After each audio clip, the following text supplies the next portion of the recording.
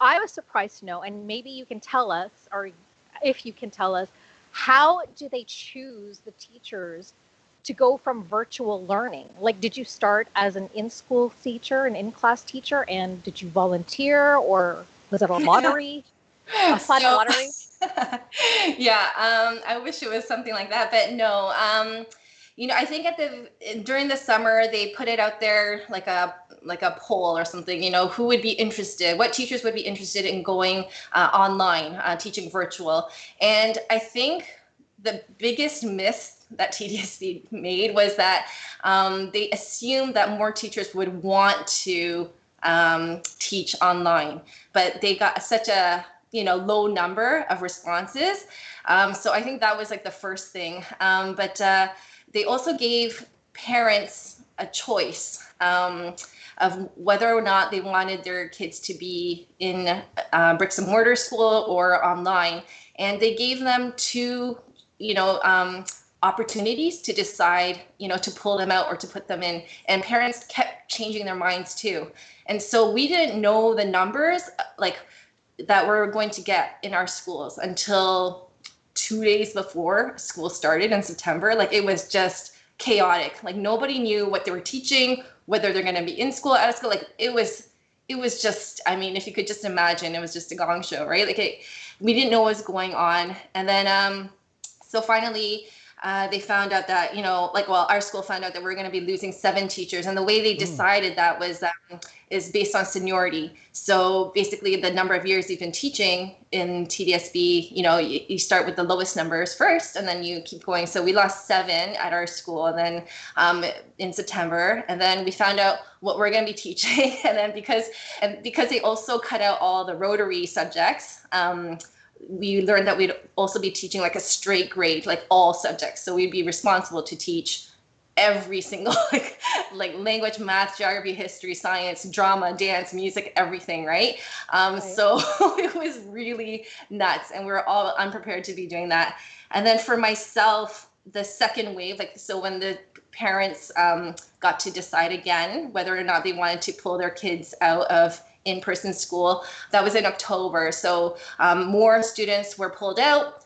And so we lost another 2 teachers, myself and another colleague. And so I found out like on the Monday that I was going to be, moved to remote teaching. And then I had to tell my students on like the Wednesday, Thursday, and then I had to pack up on the Friday. And then I started on the Monday, the following week. Wow. So wait, so I know all my teacher friends, they like do a lot of work after work. Like they're always grading. They can't come out with me because they're grading. This is pre-pandemic. And like I just feel like I'm like, you're always doing your job. So I know that the prep is a lot. So knowing that the prep is a lot just for in-school learning, now you have to learn, like, did you have any tech experience? Like, did you know, like, what are you using, Zoom? Or how are you teaching our kids? Oh my gosh. I'm so not tech savvy at all. Then having to move online with like a brand new platform, because like all the teachers were using Brightspace, which is like a brand new platform for us. And then, so having to learn that was a crazy learning curve. Like, honestly, it was so brutal. I felt like I was having a breakdown, actually. Like, it was nuts learning everything. I attended like 7 to 8 different webinars on how to use Brightspace and navigate it through it. And then like 1 month into online teaching, they said that we need to switch to like Zoom Meet instead of like the Brightspace virtual classroom. And so, just having to switch again to learn how to use Zoom. And, they just keep switching things on us. And so, yeah, the prep work is crazy. Like, I tell people that it's as if you're planning like prepping for like a presentation basically every single day, and so it takes so much work. So you're on all day, but then you're like right afterwards, you're planning to put on like a presentation, for the next day, it's crazy. Yeah, I can't even imagine the burnout because I already feel burnout just being like work from home and trying to like homeschool. I can't even imagine the burnout that you must be seeing on the horizon for yourself and other teachers. Like I want to know what you think like, what are your concerns for teachers and students? Because now it's impacting 2 school years. And then there are kids who are in transition grades, like grade 8, or like if they go to K-6, and even like high school students that have to pick post-secondary, they're losing out on 2 years of school. Like, what are your concerns for teachers, teachers, kids, and then parents? Yeah. Honestly, yeah. I was just going to say, yeah, so to rephrase that, is the new generation totally screwed? Yeah. Are we going to have a generation of dumb people who just don't know what's going on? Yeah. If Whitney's Houston is correct and the children of the future is our future fucked. I know. Just don't want that surgeon operating on you that graduated during 2021. Yeah.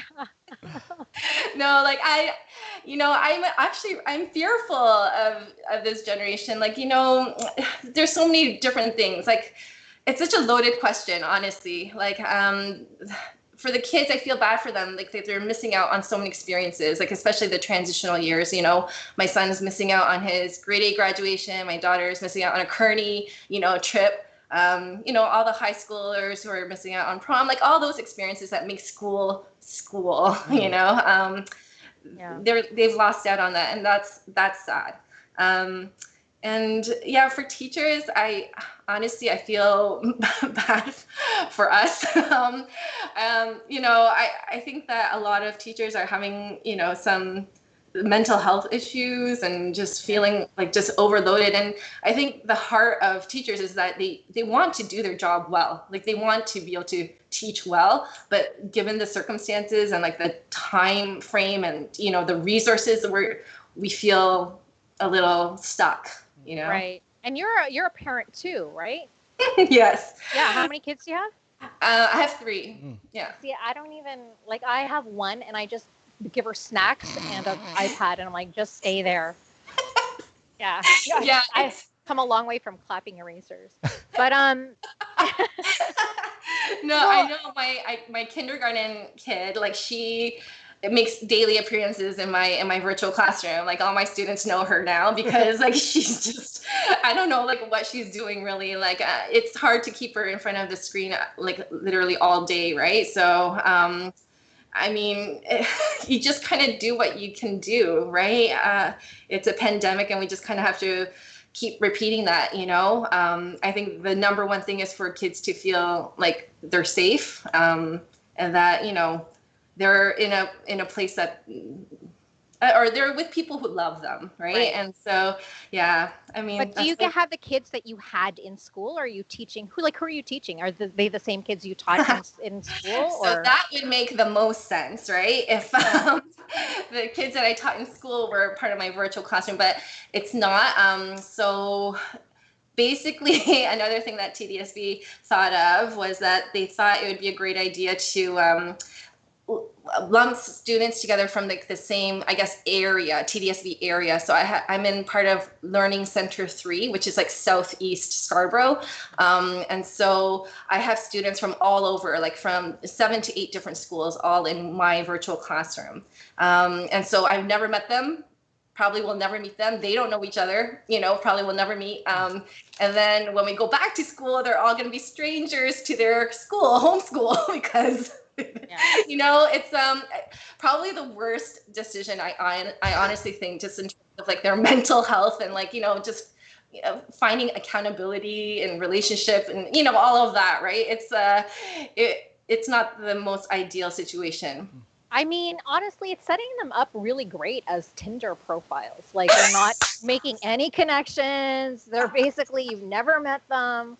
And this is the thing, what I found so fascinating is, like, I just want to talk to a teacher because I'm like, what the hell is going on? These are a bunch of kids. Like, this is our future. And during the pandemic, if there's anywhere to like make sure we're doing okay is for kids, because coming out of this, we need a generation of people to have hope if the world continues to exist. And hopefully it's in good hands, but I don't know about now. And I'm not sure. I might turn into Kris Jenner after this, to be honest. Yeah. So Thank you, because it was really good to get that insight. Because honestly, I'm sure there are a lot of people out there that were like myself who just thought that the teachers may have held the same opinion as a, not there's no opinion to hold, but I mean, we just thought that you knew things ahead of us, which you didn't. And that to me is the biggest surprise of all. I'm like, thanks for having our children in mind, Canada. Thank you. Yeah. Thanks, Maki. No problem. My pleasure. Oh yeah. Thanks for having me. I wanted to thank you for coming on our show. You were actually our very first guest. We've never had a guest before. So you are our first honorary, well, not honorary because you're our first literal guest. So yeah, so you've gone down in history. Yay, thank you. I feel honored. Thanks. Thank you for all your insights. And wait, when does the school start up again? Or has it already? No.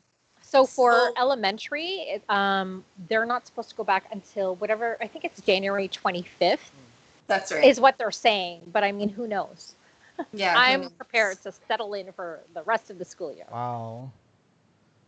Yeah, that's how it is. Wow. Well, I'm going to say something that usually people say to Army people, but thank you for your service.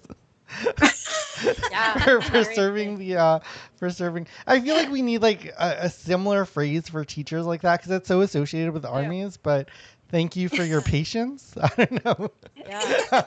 No, literally, it's like we do feel like we're in survival mode right now. It really is. It's just, we don't know what we're doing. That's not true. Well, I appreciate all the teachers out there who are putting in the extra work.